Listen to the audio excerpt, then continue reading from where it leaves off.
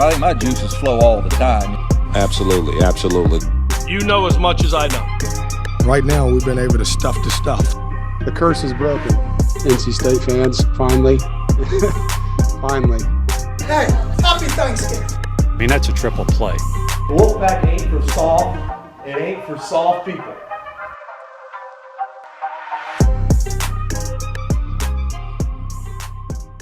We're back with another edition of Law of the Wolf. I'm your host, Joe Giglio, and there will be no weather delays on this podcast. There will be no lightning delays on this podcast. There'll be no technology delays on this podcast. If you went to NC State's 45-24 loss to Notre Dame this past Saturday, well, congratulations. You survived. There was a lot to get through in NC State's home loss to the Fighting Irish, who've now won 29 straight regular season games against ACC opponents. Not going to spend a lot of time talking about Notre Dame in this podcast. However, how stupid are you that you've won 29 straight games against opponents and you don't think it would behoove you to join that league and run roughshod over that league and give yourself a chance to play in a major bowl and in the playoff every year with that type of record against that league? That's all I'll say about Notre Dame and really, the way that they cling to independence in 2023 is all very interesting. But let's talk about NC State. We're going to talk about the good. We'll talk about the bad. We'll talk about the before we get to a conversation with James Henderson, Inside Pack Sports. James has been covering NC State for the last 20 years, does a great job. James is also the optimist. He is an optimist. He's also a realist, but he is more of an optimist than certainly I am. All of the conversations I had at the end of that game with fans over at Carter Finley Stadium, then in the parking lot, and then with my friends, there's a lot to be pessimistic about from this game. But first, let's talk about the good from NC State's 45-24 loss to Notre Dame. Here's what I thought my main takeaway from this game was. At 17-7 at the half, after just giving up a really difficult touchdown towards the end of the half in a 2-minute drill, not even a 2-minute drill by Notre Dame's offense, a 30-second drill by Notre Dame's offense. There was a defensive bust. Aydan White appeared to leave his man and go with the wrong man, if you will, in a situation where you can't let guys behind you. He did. 17-7 in the rain in those conditions after giving up the 80-yard touchdown to Audric Estime, felt like the game was out of reach. Much to NC State's credit, they didn't give up. They did not give up. At 17-7, then it was 24-10, and you're thinking, oh, man, this game is toast. Well, State gets their touchdown 24-17. They have the defense make a play, give them the ball back, put them in position in Notre Dame's red zone. Unfortunately, that series ended with a missed field goal. And from there, Notre Dame kind of does what they needed to do to put the game away. But I do think the 45-24 is a little misleading. It's a one-score game going into the fourth quarter. One-score game in which Notre Dame scored on an 80-yard pop, which we'll talk about. And they also scored in the defensive breakdown in that 1-minute drill by Notre Dame. So there were different opportunities there to get down on themselves, to really just kind of mail it in. Given the 90-minute delay, given the conditions, given everything that was going wrong, it would have been easy for NC State to pack it up and lose that game, I don't know, 56-10. I mean, it easily could have gone something like that. So for them to come back the way that they did after falling down in the second and third quarters, I thought was a positive sign. Now, let's talk a little bit about the bad. NC State's defense in this game had a little bit of Jekyll and Hyde going for them, because in 61 plays, they gave up 456 yards. You're saying, Joe, that's a lot. Why? Yeah, that's bad. However, 56 of those plays, they only gave up 198 yards. So 56 of the 61, the defense was actually pretty good. 56 plays, 198 yards. That's 3.5 yards per play. Now you're asking, whoa, what happened in those other 5 plays? Well, that's the problem. 5 plays that NC State's defense allowed for 258 yards. They gave up the 80-yard touchdown run to Estime, a 65-yard pass, which led to the touchdown before the end of the half, 45-yard touchdown, a 45-yard pass, a 40-yard touchdown, and a 28-yard pass. So That's 5 super explosive plays. A lot of teams will count either a 10-yard run or a 15-yard catch as an explosive play. I'm talking about 80 yards here. I'm talking about 28 as the smallest. 28, 40, 45, 65, 80. That's a lot of big plays. That's obviously too many big plays. We talked after the UConn win that the long run to Victor Rosa you can live with because you felt like it was a bust and you felt like it was something that you could clean up and that's something that you can correct. And that's my issue with the defense right now. I do think that their mistakes are correctable. I thought Aydan White, their outstanding all-ACC cornerback from a year ago, I thought he was out of position on 2 of the touchdown plays or 2 of the big plays that led to touchdowns. And I thought, you're thinking, all right, they'll get in the film room, they'll look at that, and they'll fix it. The Estime run, I thought the 80-yard run on the first play after the long delay, it was kind of wonky. I thought Notre Dame did a really good job of blocking up NC State's linebackers. And then that put their safeties and Shaheem Battle into the run fits, which you're asking a lot when you don't have a Tanner Ingle there. So to have the breakdown on the 80-yard touchdown run, you want to go back and look at that one and go, okay, well, how do we get guys who we feel like can make plays in space? Do you get Tanner Ingle off the factory line? And I think that's a season-long question that I'll have about NC State's defense. Who are the guys that are going to make plays? And I left the game on Saturday thinking, all right, Peyton Wilson is obviously a 6th-year guy. He's an NFL guy. He's a great player. He's going to make plays, as he did in the opener. And he did against Notre Dame as well. You're thinking when the season began, Aydan White's going to be one of the best players on the defense. Sure enough, he can be, and we know this, but he really struggled on Saturday. And if your best players aren't your best players, you're going to have problems, particularly when the other team has more talent than you do, and particularly when the other team's best player, Sam Hartman, is out there making plays and doing what he needs to do to help his team win. So that is the bad on NC State's defense. Here's the bad on the offense before we get to the NC State ran 31 plays on first down. They gained a total of 91 yards. Okay. First of all, that's not good. But now you think about it. They had 2 plays. One was for 38 yards of passing play. And then they had one for 23 yards, the touchdown to Dakari Collins at the end of the game to make it 45-24. All right, even though those plays obviously count, let's just take them out here for a minute, just like we did with the defense. They ran 29 plays on first down for 30 yards. My math is not great, but that's just about 1 yard per play on first down. And if you've ever listened to a coach talk, particularly one who has a defensive background like Dave Doran does, you're always going to talk about being on schedule. If in getting yourselves into second and manageable, third and short. You can only get there if you are productive on first down. Let me say it again. 29 plays, 30 yards. All right. If we take all of the plays that they ran, they had 12 runs for 29 yards. And that's going to get us to the They also had 18 passes, then they had 1 sack. But they had 18 passes. They only completed 5 of the 18 passes. As I mentioned, 2 of those passes went for 61 yards. That means they only completed 3 passes for 1 yard on the other first down plays. So straight up, the first down play, and I don't know if it was the play calling, I don't know if it's execution, or I don't know if it's going to get us into the but straight up, that's abysmal.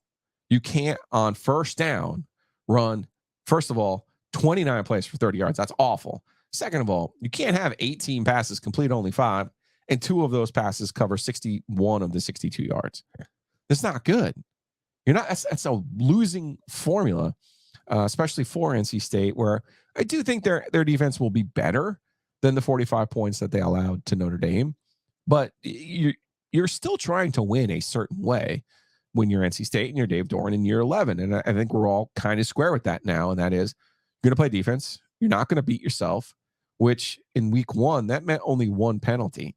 In this week, they had 8 penalties for 54 yards, slightly overshadowed by the fact that NC State's first touchdown drive was full of Notre Dame penalties and Notre Dame mistakes. So there was some help there on the other side, but you can't beat yourself. You can't have those defensive busts. You can't have that many penalties. And you have to put yourself in position on offense to stay on schedule. Before we get to the from NC State's 45-24 loss to Notre Dame. I would like to tell you that if you haven't followed us yet on Apple, Spotify, Google, what are you waiting for? Law of the Wolf, follow us, subscribe, rate, do all of those good things. And if you're watching on YouTube, hit that button right there. Hit that subscribe button, leave a comment. Appreciate everyone at the game on Saturday. Came up, spent some time talking to some fans. Always a good deal. And don't be afraid. I'm not mean in real life. I'm just kind of honest. But I enjoy all the time. Enjoy getting out there on the concourse too. It's kind of nice in the fourth quarter. I went down. My family was at the game, but I went down out of the press box, got myself a Coors Light, watched the fourth quarter from the Raleigh Wood food truck area. So it was kind of fun. Had some different fans stop over and say, hey, I appreciate you guys, all you guys, for supporting Law of the Wolf, just as I appreciate our sponsors. So when we get back from that word, we'll get into the from NC State's 45-24 loss to Notre Dame. When we talk about good, you know what's always good in the real estate business: Hometown Realty. Barry Woodard and his crew. They got more than 250 agents, 6 locations. Go to myhtr.com. That's myhtr.com. Protect the number one investment that you have. That's your house. Don't take one of these cockamamie guaranteed offers for less. Don't do that to yourself. Trust the experts. Trust Hometown Realty. Check them out. It's myhtr.com. And then, of course, when you close on that house, you're going to need help.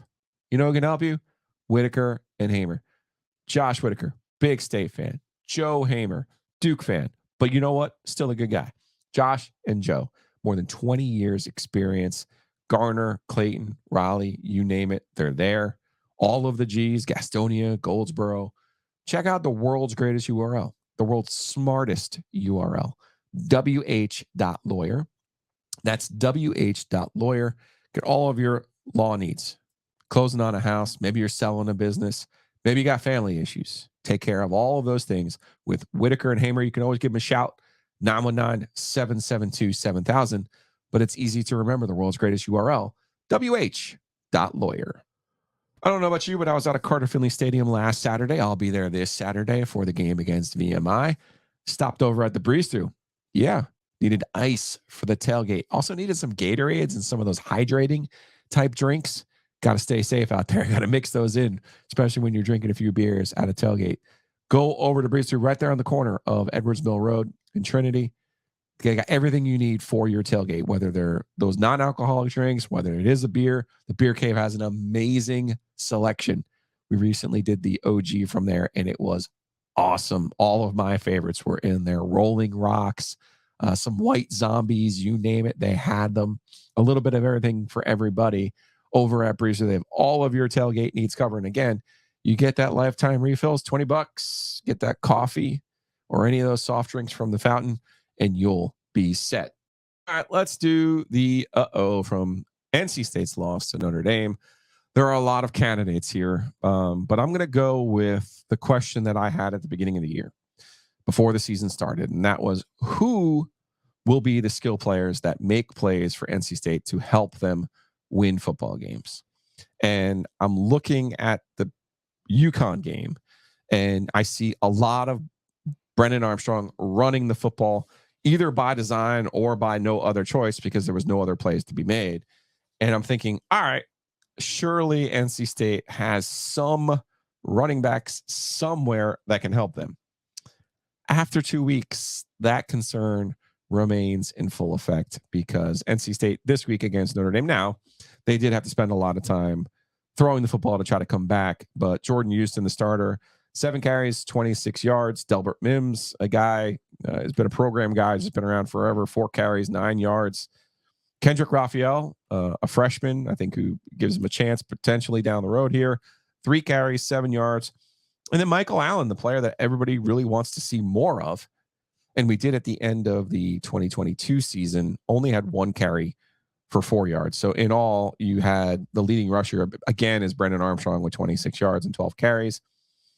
The running game is just a mess, and I'm not really sure there's a way to fix that within a season. Obviously, that's tied to the offensive line. which I thought was better in this game than the way that they had played against UConn. So that is a positive, but I still think the offensive line can be had. And that's an issue when you can't block. It's hard to wonder, okay, well, this is what the running backs can do. Now, as a running back, your job is always to make the first guy miss. And I remember with Naheem Hines, and I would always say to him, and coaches say this too, we're going to block this, this, and this. And here comes the safety, or here comes the outside linebacker from the other side of the play. It's your job to make him miss. That's your job. We'll block these guys. You got to make the first guy miss. I don't see anybody on NC State's roster right now at the running back position who can make a guy miss. That's going to be an issue all season long, because as much as Brennan Armstrong was definitely effective against UConn, less so against Notre Dame. We can talk about conditions there as well. That's not a quality recipe to be able to run the ball 30 times for 84 total yards in this game. You're going to need more than that. You're certainly going to need more than that from the running back position. Now, the other part of this is the receiver position. And it's going to get us into a larger conversation about Brennan Armstrong and about Robert Anae, their new offensive coordinator. And you look at the receivers in this game, and rightfully I was concerned after the UConn game, their leading receiver had 35 yards. Well, in this game, we did see Juice Vereen, who is listed as a tight end. He's a big slot, is what he is. Juice Vereen, 4 catches, 65 yards. I thought he was a bright spot. True freshman. It's really hard right now as a true freshman to play against 5th and 6th year guys and have an impact. It just is. Heck, Bradley Rosner, who is arguably NC State's best receiver right now, is an 8th year college player. So he scored another touchdown this week, or scored a touchdown this week. 2 catches, 30 yards, had the 21-yard touchdown.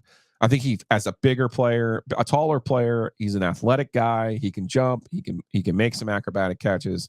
A bigger target for Brennan Armstrong. That's a good thing. The rotation right now, though, of receivers, there's way too many drops. Way too many drops right now. And you're asking too much of Porter Rooks, who at this point in his career is not going to pan out to be the hotshot recruit that you got, 4 years ago. You're asking too much of maybe even a Trent Penix, who has been limited, and maybe you leaned on him a little bit, or thought you would be able to lean on him a little bit more, but is on what amounts to be a pitch count this season for some of his injury issues. Keon Lassane is a guy who had an outstanding offseason, showed up, looked like he put a lot of work in, and it could still happen for Keon, but 2 catches, 53 yards in this game. Rooks was the big offender with the drops. Kevin Concepcion on a couple drops. It's hard. It reminds me of Dave Doran's first 2 or 3 teams where they had receivers and slightly mean-spirited. I tweeted, for Porter Rooks that he's now on the Marquez Valdez-Scantling plan. And if you don't remember, obviously now Marquez Valdez-Scantling is in the NFL, still in the NFL. But he actually started his college career at NC State before he had transferred to USF, and had a long career with Green Bay and is now with the Chiefs, Super Bowl champion. If you would have told me back in 2013 that Marquez Valdez-Scantling would ever even make the NFL, let alone for 7 or 8 years, I would have lost large amounts of money on that bet. He was a guy who had some speed, who dropped everything that was near him. And unfortunately for Porter Rooks, he's in a spot now where when you do throw him the ball, he's not coming up with the ball. And NC State, George McDonald had a whole thing of how he was able to develop those receivers, how he was able to condition them to say, we are going to prioritize catching the football. And you'd be surprised how much that helps a quarterback. There's a larger question about Brennan Armstrong and MJ Morris and what NC State chose to do this offseason that I think is a fair question to ask. I also do think it's also a fair question to ask, like, how much better would MJ Morris be with the same skill players, with the same offensive line? I do think you are better off with a veteran 6th-year player who can make a few more throws downfield than what we've seen from MJ Morris. So I get the overarching question. Would NC State have been better off this offseason using their NIL money on receivers and a running back rather than bringing in Brennan Armstrong? I get that. I totally get that. And maybe if Morris had played that Louisville road game last year, we could see a little bit more out of him. You would know, and obviously had been healthy, then you could sit here and say, you know what, they made the right move. I think right now, I think it's still fair to say, I think for Dave Doran in year 11, and he's had years where he's had those down cycles where he's lost big groups before. You know, you look at 2019 when they go 4-8, and then you look at his first year in 13 when they didn't win an ACC game. You don't want to have seasons like that. So I could see I could see him hiring I could see Anai coming to him and saying, hey, I think we have a better chance with Brennan, who I had tremendous success with at Virginia, than we do with MJ, who's a young guy, who's got a lot of potential, but still a young guy. So I'm okay with the thought process. It's going to be interesting to see how NC State and Dave Doran and Robert and I use MJ Morris potentially going forward. I think the plan, which they have not come out and said, is to redshirt MJ. That's good. But you still, if this isn't the old days, if he can come in and play 4 games. He can play 4 games. He can play the bowl game. So if they can get to a bowl game, I think you use those 4 games wisely. I don't want to see MJ Morris this week against VMI. This was the mistake they made last year. They used him against Charleston Southern thinking, we're never going to need him. We'll give him some reps against the 1AA team. I don't want to see MJ Morris this week. I want to see a plan that's executed at the end of the season that maximizes those 4 games that MJ Morris gets. I don't think it would help to play him this week against VMI, but we'll see. Again, NC State hasn't been great about communicating what their plan has been or what their thought process was in bringing Brennan in. So we'll see how that goes. I do think it is a little too early, though, as some fans have said to me, and I get it, because you want to see the future. You want to see what you do have. And then maybe if you need to go back into the portal, you can. So I get all of the questions about Morris and how that worked out, but it's only 2 games. I would also say I don't think State wins the UConn game with MJ at quarterback. I think Brennan, in his competitiveness and his 6th-year kind of savvy, I think he's the primary reason they won that football game. So I don't think you could sit here and say after 2 games that Brennan Armstrong is not the answer at quarterback, that somehow they would be better off just turning this thing over to MJ. Now, Brennan wasn't great, but he's had to do a lot, and I think he takes more chances than we're used to seeing from a Dave Doran quarterback. I mean, he's like the antithesis of Ryan Finley. Like he's going to sling that thing, and he's going to take some chances. So there is no check down Charlie in Brennan Armstrong, who ended up with 260 passing yards in this game with 2 scores, but also 3 interceptions. Not all those interceptions are created equal.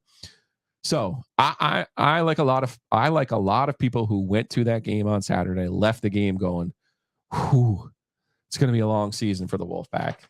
And I need a pick-me-up. So in order to get that pick-me-up, I want to talk to James Henderson. James, you remember him from Pack Pride, started back in 02, 03. He's been doing this for 20 years and has created his own niche of NC State coverage, does a great job. And he's usually on the other side of what I think, which can be good, right? Like sometimes you need to see the other viewpoint. He's also usually more of an optimist than I am. So after leaving that building on Saturday, thinking, I'm not sure State's going to make a bowl game. I need someone maybe to talk me off the ledge and talk a little bit of sense into me. We'll check in with James Henderson inside Pack Sports right after this and get that dose of optimism.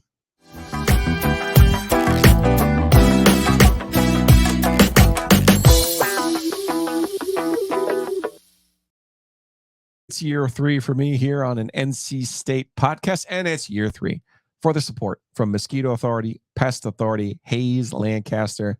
Saw him in the RV lot before the Notre Dame game. Saw him a little bit after the game too. His crew obviously a little bit dejected.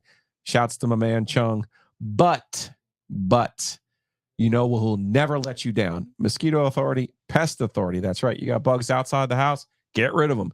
You got bugs inside the house, get rid of them. You got mice in the attic, you don't want them there either. Go to bugsbite.com. If you go over to bugsbite.com, you'll see all kinds of great coupons there, all kinds of ways for you guys to save. Because one of the things that Hayes doesn't do any contracts. So that's a great thing. But look, $29 off that first service for new customers, $50 off for your initial pest control treatment. And then, like I said, there's no contract. So you can get a monthly billing bundle that starts at $125. So go check them out. It's bugsbite.com. And again, can't have the podcast without the support of our sponsors, and Hayes Lancaster is a true OG. Also, big thanks to Home Field Apparel. Check out their NC State collection at homefieldapparel.com. That's homefieldapparel.com. As you can see, this Pack Power shirt is the one that's also right behind me on the wall. Unbelievable. You got shirts, you've got hoodies, you got joggers, you've got just regular crew neck sweatshirts. You name it, they have it. Great selection of vintage stuff. Carter Finley Stadium, UC Yao Court, the Cardiac Pack. These are all great vintage stuff, and the quality of their clothes, the softness of their shirts, the softness, the buttery feeling of those hoodies. Unbelievable. Even better, go to homefieldapparel.com, use the promo code OG23. That's OG23, and you'll get 15% off of your first order. And then, trust me, after you order, you just keep getting more and more offers from Homefield, kind of like this stuff. You'll see it. Get yourself an order, but use that first one. Use that first code, OG23 at homefieldapparel.com. Do you want to make your tailgate even better for this VMI game? Go check out Wings Over Raleigh. Wings Over Raleigh. You're telling me that you can go to a football game, go to a tailgate without wings? I don't know what you're doing, but you're doing it wrong. Here's what you do. Go over to wingsover.com, and as you can see, unbelievable options here from Ryan Malley. He does not fool around. You get wings. You get tenders. He's got fries. He's got tots. This is a man who knows what he's good at, doesn't fool around in anything else. So get those wings. I prefer the sweet chili. Joe Ovius swears the hot lemon pepper are a thing. I tell you what, we haven't found a flavor that we don't like yet. So go check them out at wingsover.com. They're also in Chapel Hill and in Greenville. Either way, they've got you covered, because football equals wings and Wings Over equals ballers.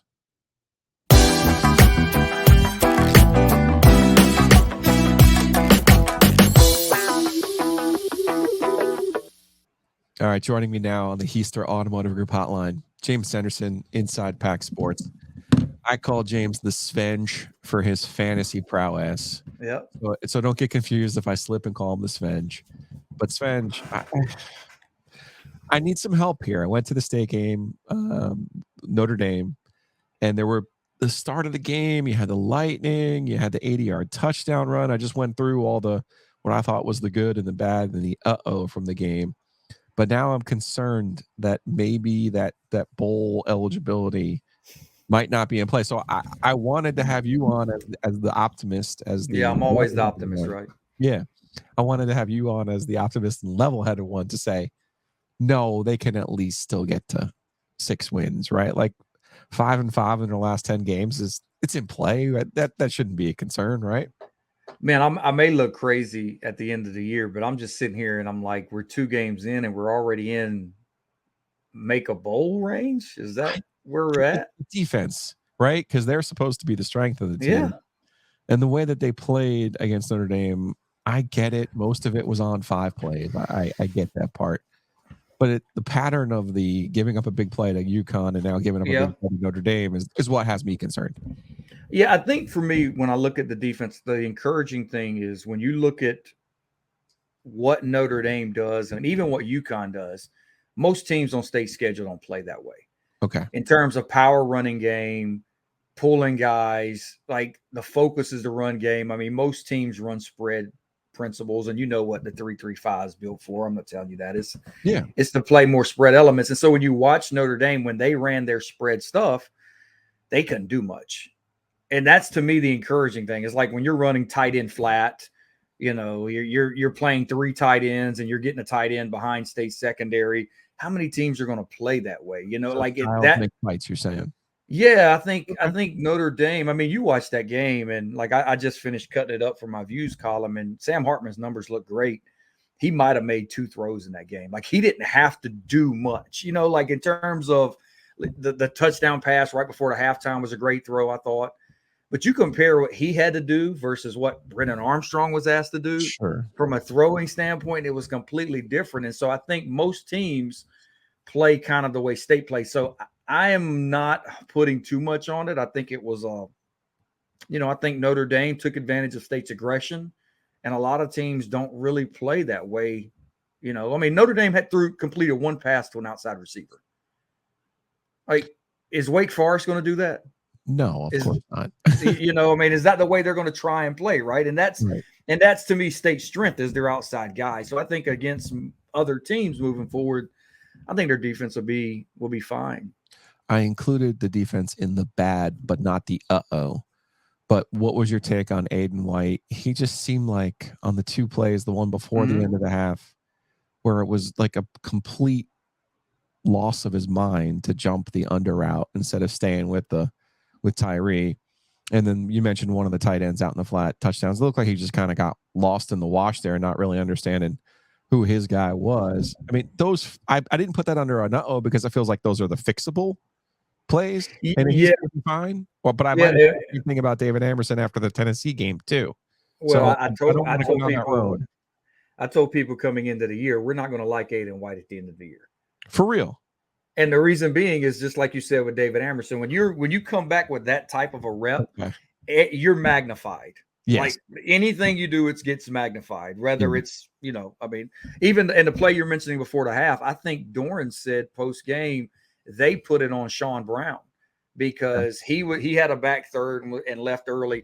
The thing I thought Notre Dame did a really good job of is they were putting Aydan White and Shaheem Battle into their run fits. Yes. And so that was the SC touchdown on. Right. And they were forcing those guys to come up and tackle and play inside the box more than they're used to. And like I said, again, that's the style stuff we were talking about earlier. But yeah, I thought Aydan, the thing to me that was surprising was Estime running away from that secondary. Yeah.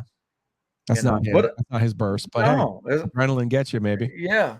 But to me, I'm with you. Like I personally, I know a lot of people disagreed with me. I put this game more on the defense than the offense because, I don't know what you had as a pre-game score going in. Most people had NC State's offense scoring again between 10, 14, 24, 28 points against Notre Dame. I don't think anybody had Notre Dame putting up 45. And I know some of that was on a couple of turnovers late, but it just felt like anytime State made a move, Notre Dame would counter with a score. And that was the discouraging thing, I think, for the defense was outside of that fumble, you really didn't ever build drives on drives in terms of stops.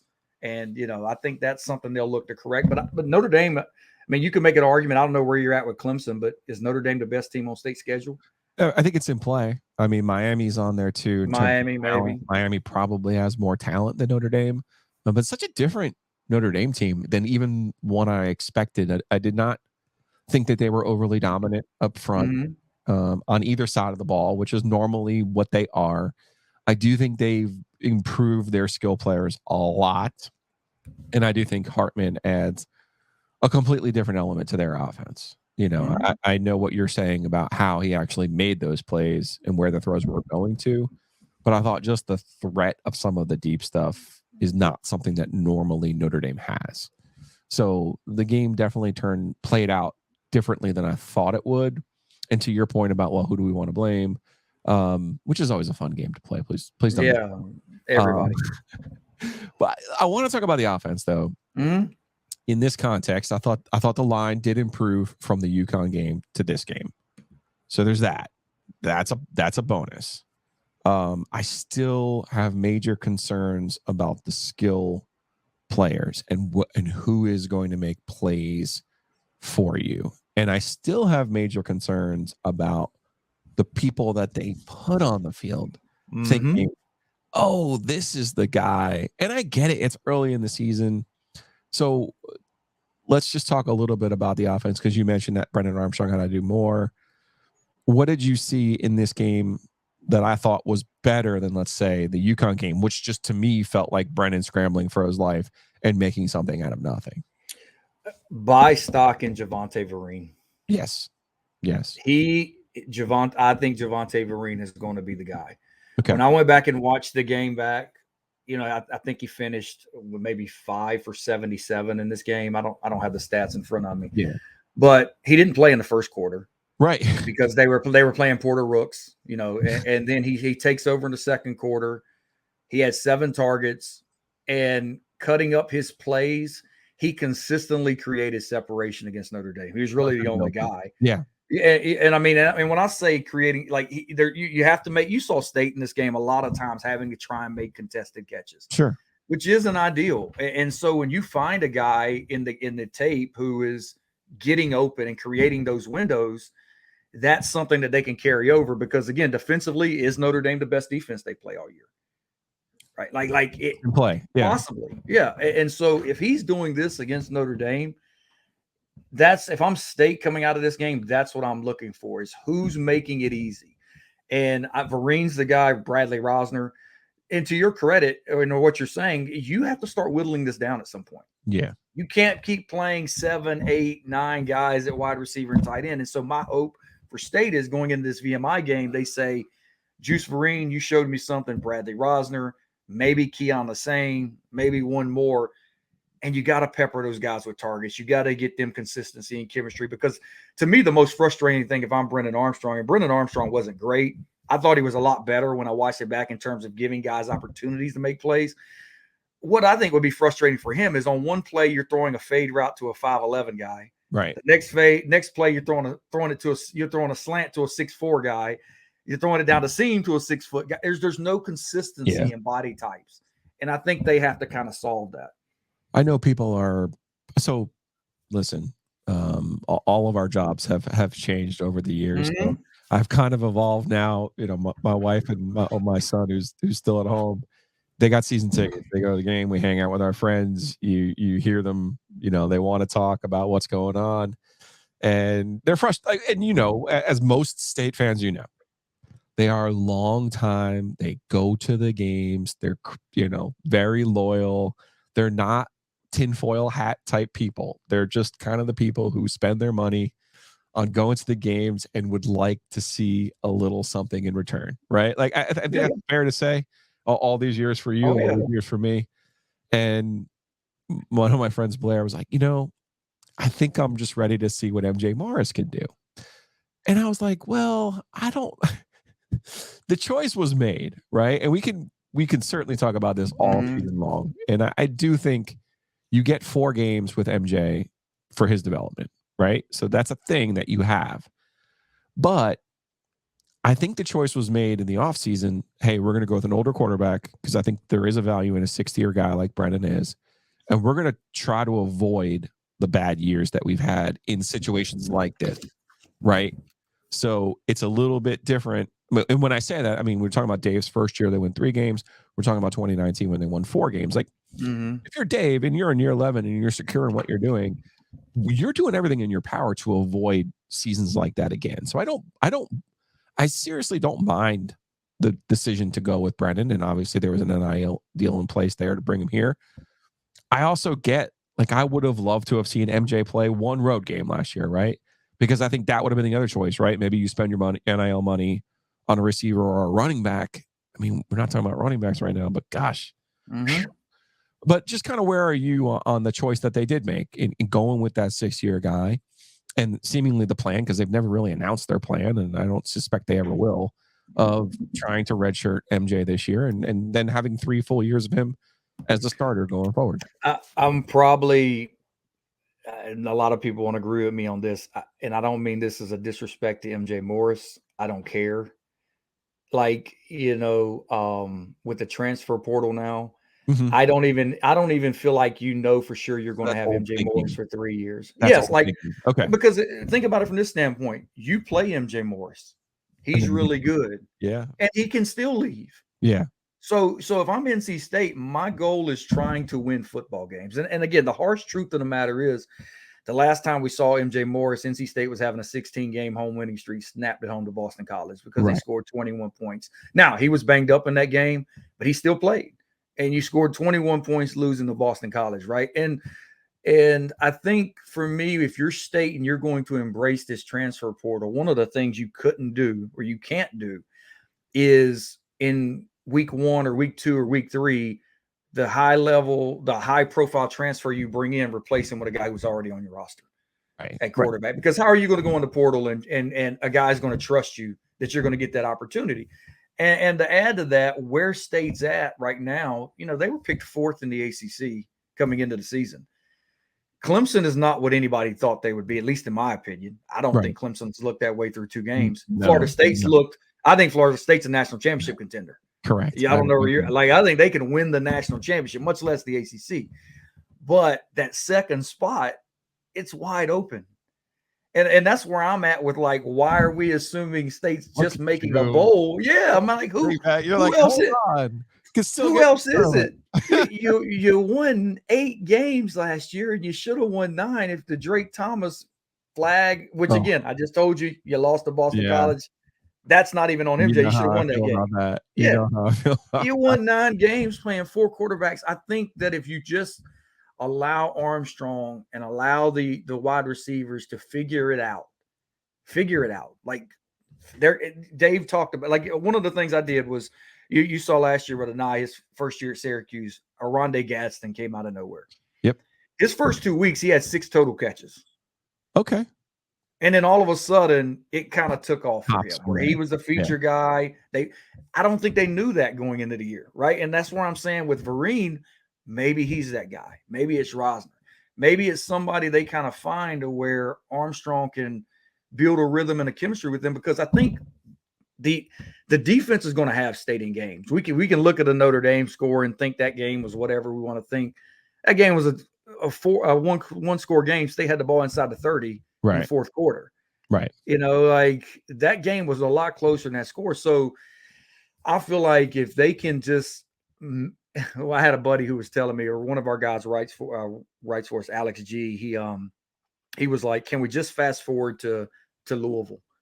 Because he's like, you go and you beat VMI, and if you go on the road and take care of business against Virginia, like a lot of people think you probably will, you're going to be feeling a lot better than you are right now, right? Okay. And it's just, can you get through? All right.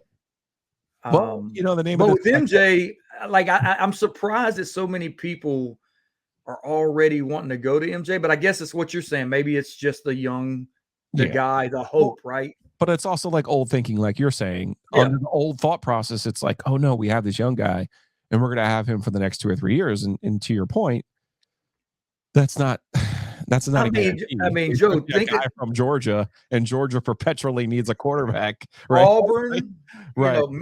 Think about it from this standpoint. This is crazy to me. Sam Hartman and Devin Leary are playing at different schools right now. Yeah.